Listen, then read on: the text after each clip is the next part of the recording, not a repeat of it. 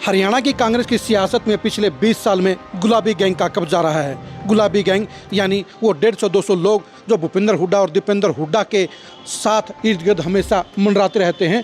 इस गुलाबी गैंग ने भूपेंद्र हुड्डा की सरकार में मालामाल होने का लक्ष्य हासिल किया। ये गुलाबी गैंग 2024 की सरकार में एक बार फिर सत्ता की मलाई खाने के लिए तैयार बैठा था, लेकिन कांग्रेस की हार के बाद एक अचानक ही ये गुलाबी गैंग रफू चक्कर हो गया है, रातों रात गायब हो गया है और आपको ये गुलाबी गैंग अब कहीं नजर आएगा। गुलाबी गैंग के क्या मायने हैं, गुलाबी गैंग कैसे रफू चक्कर हुआ, ये जानने के लिए आप आज की इस खरी खबर को जरूर देखिए।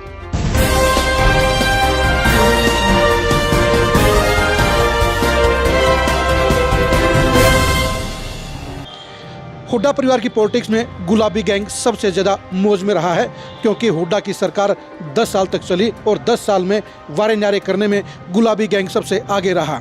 उसके बाद के 10 साल में भी गुलाबी गैंग इसी उम्मीद के साथ हुड्डा फैमिली के साथ लामबंद रहा, उनके साथ हमेशा हर प्रोग्राम में मौजूद रहा, क्योंकि उन्हें इस बात की उम्मीद थी कि अगर हुड्डा दोबारा सत्ता में आए तो एक बार फिर से उनकी सारी हसरतें पूरी होंगी, वो एक बार फिर से मालामाल होंगे और उनके वारे न्यारे हो जाएंगे। लेकिन बीजेपी की लगातार तीसरी जीत ने अचानक ही इस गुलाबी गैंग के होश उड़ा दिए हैं, गुलाबी गैंग का खात्मा कर दिया है, गुलाबी गैंग के सपने तार तार कर दिए हैं। यही वजह है कि गुलाबी गैंग हार के साथ ही अचानक ही रफू चक्कर हो गया है। रफू चक्कर कैसे हुआ है, ये जानने के लिए, ये देखने के लिए आप इस फोटो को जरा गौर से देखिए। ये फोटो दीपेंद्र हुड्डा की वाल्मीकि जयंती की रोहतक शहर की है। रोहतक शहर में आपको हमेशा गुलाबी गैंग ज़बरदस्त संख्या में नज़र आया होगा, गुलाबी पगड़ियाँ नज़र आई होंगी, लेकिन इस फोटो में आपको एक भी गुलाबी पगड़ी नज़र नहीं आएगी।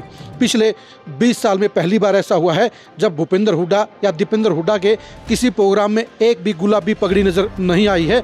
यहाँ पर जो नीली पगड़ियाँ नज़र आ रही हैं वो वाल्मीकि समाज की हैं, वाल्मीकि जयंती पर उनके बुजुर्ग आए हुए हैं। यानी इस कार्यक्रम में आपको गुलाबी गैंग का एक भी मेंबर नज़र नहीं आएगा। यानी भूपेंद्र हुड्डा के सीएम नहीं बनने के आसार के चलते कांग्रेस की हार के बाद अब गुलाबी गैंग गायब हो गया है, वो अपने ठिकानों पर चला गया है और उसकी सारी हसरतें टूट गई हैं। दरअसल हुड्डा फैमिली के इर्द गिर्द ये 150-200 लोग गुलाबी गैंग के तौर पर हर जनसभा में, हर रैली में, हर कार्यक्रम में मौजूद रहते थे। हुड्डा आया, हरियाणा का शेर, डिप्पू भाई की जय हो, इन नारों के साथ हर कार्यक्रम में ये गुलाबी गैंग मौजूद रहता था। लेकिन कांग्रेस की हार के चलते अब इस गुलाबी गैंग का खात्मा हो गया है, गुलाबी गैंग के सपने चूर चूर हो गए हैं और इसलिए अब गुलाबी गैंग भी भूपेंद्र हुड्डा और दीपेंद्र हुड्डा को छोड़कर चला गया है, क्योंकि दीपेंद्र हुड्डा की सीएम बनने की संभावनाएं खत्म होने के साथ ही अब गुलाबी गैंग को एहसास हो गया है कि अब उनका कोई भविष्य नहीं है, उनका भविष्य अंधकार में है। क्योंकि अगर भूपेंद्र हुड्डा या दीपेंद्र हुड्डा मुख्यमंत्री बनते तभी इस गुलाबी गैंग की मौज होनी थी, लेकिन गुलाबी गैंग अब बिल्कुल रसातल में चला गया है।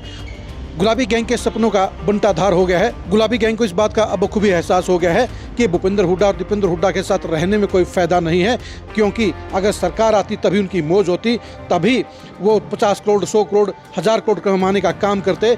लेकिन गुलाबी गैंग का अब सारा का सारा सिस्टम ही बैठ गया है, उनके अरमानों का भट्ठा बैठ गया है, क्योंकि इस गुलाबी गैंग ने ही भूपेंद्र हुड्डा और दीपेंद्र हुड्डा के राज में सबसे ज़्यादा मौज करने का काम किया था, सबसे ज़्यादा पैसे कमाने का काम किया था। प्रॉपर्टी डीलिंग में कंगाल भी मालामाल हो गए थे। लेकिन अब ये गुलाबी गैंग के लिए कोई रास्ता नहीं बचा है। गुलाबी गैंग का अब सारा का सारा सफ़र ख़त्म हो गया है और इसलिए अब रातों रात गुलाबी गैंग गायब हो गया है। दीपेंद्र हुड्डा के इस प्रोग्राम में आपको गुलाबी गैंग का एक सदस्य नज़र नहीं आएगा। भूपेंद्र हुड्डा और दीपेंद्र हुड्डा के साथ 20 साल तक नारे लगाने वाले लोग भी अब हाथ खड़े कर गए हैं, क्योंकि उन्हें इस बात का पता चल गया है कि अब हुड्डा फैमिली की सियासत खत्म हो चुकी है।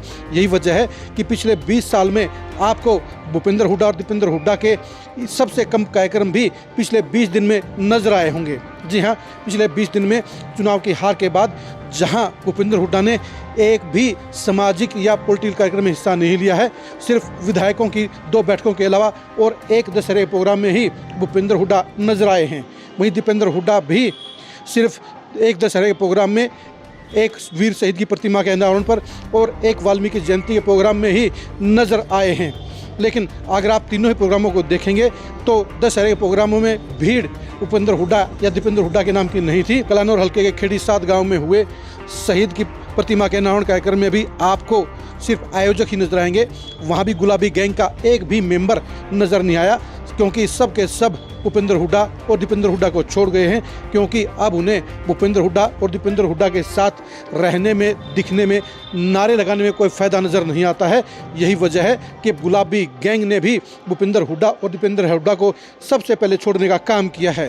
यानी जो लोग हुड्डा सरकार बनने पर सबसे पहले मालामाल होते, उन्होंने ही सबसे पहले दीपेंद्र हुड्डा को लात मारने का काम किया है, उनको छोड़ने का काम किया है।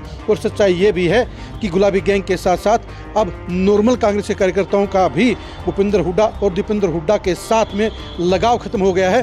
दीपेंद्र हुड्डा का क्रेज भी एकदम खत्म हो गया है। उनके क्रेज की लुटिया डूब गई है, हांडी फूट गई है, क्योंकि गुलाबी गैंग के अलावा रोहतक, सोनीपत, झज्जर जिलों में खास तौर पर सबसे ज़्यादा कांग्रेस के वर्करों की भीड़ नजर आती थी। लेकिन इन दोनों ही कार्यक्रमों में आपको नजर आएगा कि भीड़ के नाम पर सिर्फ आयोजक हैं, और ना तो भीड़ का भारी जमावड़ा है, ना ही नारे लगाने वाली भीड़ है, ना ही गुलाबी गैंग का जलवा है, ना ही गुलाबी पगड़ियां हैं। यानी इस चुनावी हार के साथ ही भूपेंद्र हुड्डा फैमिली की सियासत का भी बंटाधार हो गया है, और गुलाबी गैंग रातों रात गायब हो गया है, अपने रास्ते पर चला गया है, और भूपेंद्र हुड्डा और दीपेंद्र हुड्डा को ठेंगा दिखाने का काम कर गया है। गुलाबी गैंग के बारे में आप क्या सोचते हैं, यह भी कमेंट करके आप जरूर बताइए। गुलाबी गैंग ने किस तरह से हुड्डा की सरकार में फ़ायदा उठाया, यह भी कमेंट करके जरूर बताइए। गुलाबी गैंग के चक्कर में हुड्डा फैमिली ने कांग्रेस के नेताओं व वर्करों को किस तरह से अनदेखा किया, यह भी कमेंट करके जरूर बताइए।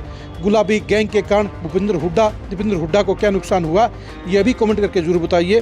हुड्डा फैमिली की सियासत का भविष्य क्या है, यह भी कमेंट करके जरूर बताइए। आप हमारे फेसबुक पेज को फॉलो कीजिए, आप हमारे यूट्यूब चैनल को सब्सक्राइब कीजिए। नमस्कार।